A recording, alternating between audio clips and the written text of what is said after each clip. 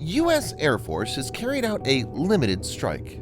U.S. President Joe Biden ordered it to neutralize facilities used by Iran-backed militia groups in eastern Syria on Thursday night.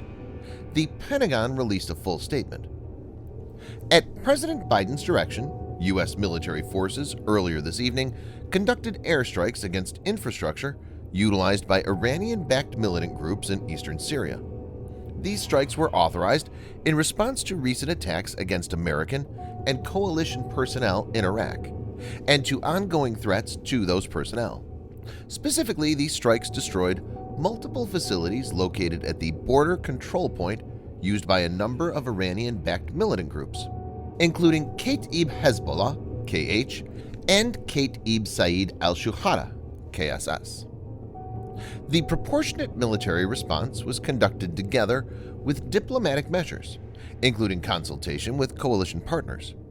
The operation sends an unambiguous message. President Biden will act to protect American and coalition personnel. At the same time, we've acted in a deliberate manner that aims to de-escalate the overall situation in both eastern Syria and Iraq. In this video, Defense Updates analyzes how the U.S. has hit back at Iran by neutralizing its proxies. Let's get started. This video is sponsored by the free-to-play military vehicle combat game War Thunder. We talk a lot about military vehicles on this channel, but what about trying them out for yourself? In War Thunder, you can choose from more than 1,200 playable vehicles from the 1930s to the 1990s and go to battle on more than 80 theaters of war. You can fly aircraft, helicopters, drive tanks, and command ships of all types and sizes, which have been carefully recreated from their real-world counterparts. It's available as a free download on PC, PlayStation 4, and Xbox One with cross-platform support. So grab your friends and give it a try. All viewers of Defense Updates that register using the link in the description below will also get a free premium tank, aircraft, or ship and 3 days of premium account time as a bonus.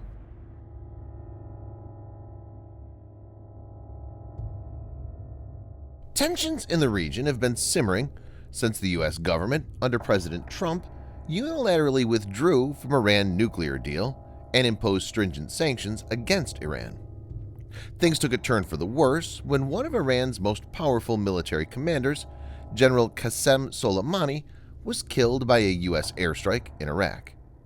Also, recently Iran's top nuclear scientist, Mohsen Fakhrizadeh, was assassinated.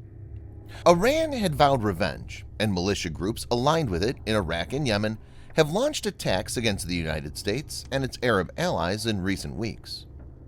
Viewers may note that a rocket attack on U.S.-led forces in northern Iraq killed a civilian contractor and injured a U.S. service member. It was the deadliest such attack in recent times. The rockets landed in and around a military airbase operated by the coalition at Erbil International Airport. As per reports, 3 107mm rockets had landed inside the base. U.S. Secretary of State Antony Blinken stated that the United States was outraged by the attack. Further, a drone attack on a Saudi airport and a rocket attack on the U.S. Embassy in Baghdad has been carried out.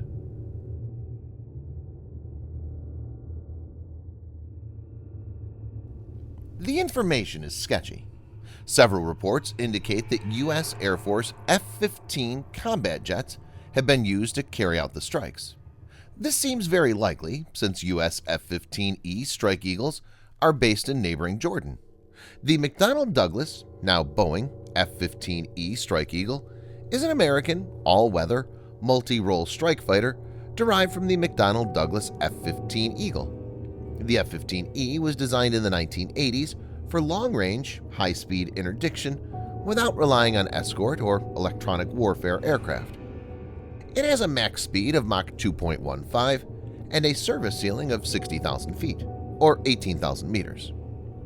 Strike Eagle can carry weapons in external hardpoints and has a payload capacity of 23,000 pounds, or 10,400 kilograms. There are indications that the U.S. Air Force E-11 Battlefield Airborne Control Node (Bacn) aircraft was present in the area during the strikes.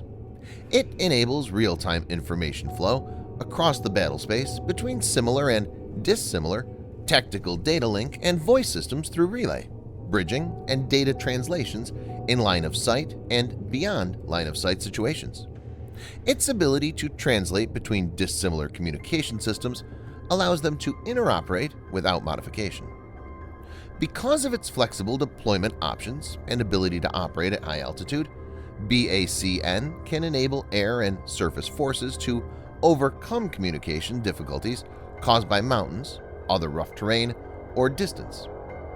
Bacn provides critical information to all operational echelons and increases situational awareness by correlating tactical and operational air and ground pictures. A KC-10A was also thought to be in the area. It's an American aerial refueling tanker aircraft. It incorporates military-specific equipment for its primary roles of transport and aerial refueling. It was developed to supplement the KC-135 Stratotanker following experience in Southeast Asia and the Middle East.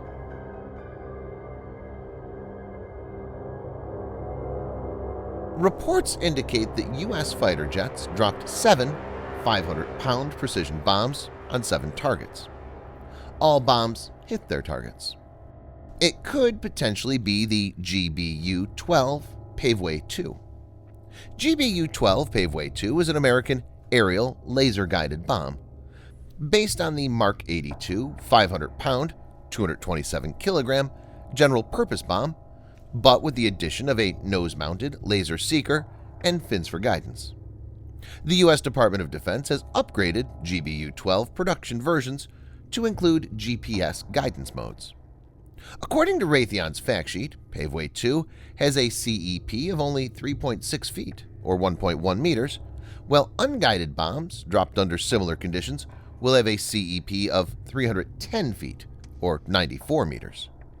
The munition was used during Operation Desert Storm and, according to the U.S. Air Force, had hit 88% of its targets.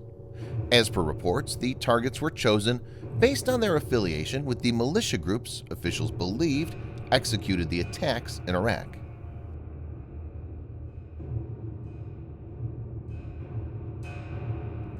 While Iran has a pretty strong military, it has time and again chosen to use its proxies to carry out discrete strikes. Iran, through its proxies, has tried to coerce U.S. troops and U.S. allies in the early days of Joe Biden's presidency. This tactic is seen as a way to put pressure on U.S. President Biden. The strike indicates that while the Biden administration is inclined to revive the 2015 Iran nuclear deal, it's not going to allow Iran proxies to do whatever they like. The message is clear. You can't cross the red line of hurting American personnel and interests. The strike will certainly be a deterrent. Thanks for watching. Subscribe for more videos like this. Hit the like button if you find the video interesting, and kindly provide your feedback in the comment section. This will help us improve.